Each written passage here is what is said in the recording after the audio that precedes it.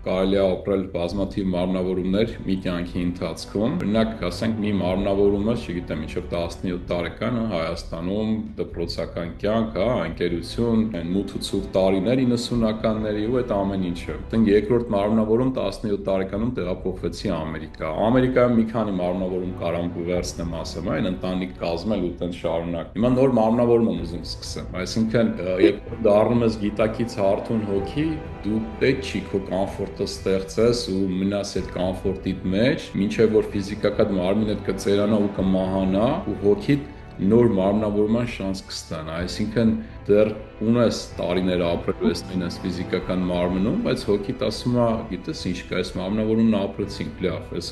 խաղացինք, ընդօրինակեցինք, վերջացրեցինք։ Դարի գնենք տեսնենք այնտեղ ինչ կա։ Okay, ես էլ ընդօրինակեցինք, հիմա եկեք տեսնենք ստեղ ինչ կա։ Ու տենց արդեն ոնց որ դու ինքդ դառնում ես քո մարմնավորումների ինժեներ, էլի, արխիտեկտը, դու ես արդեն որոշում քո մարմնավորումները, այս մարմնավորման ընթացքում, այսինքն միշտ ես դու որոշում, ըստ մեր հասկացածի, միշտ դու ես որոշում, թե ինչ մարմնավորումն ես ուզում ապրես, բայց հենց նիկը ոչ թե նիկը մահանա, գնա հետ միանա իր մեծ հոգուն ու այդ մեծ հոգով որոշի որպես ինչ կերպար գա ապրել, չէ, հենց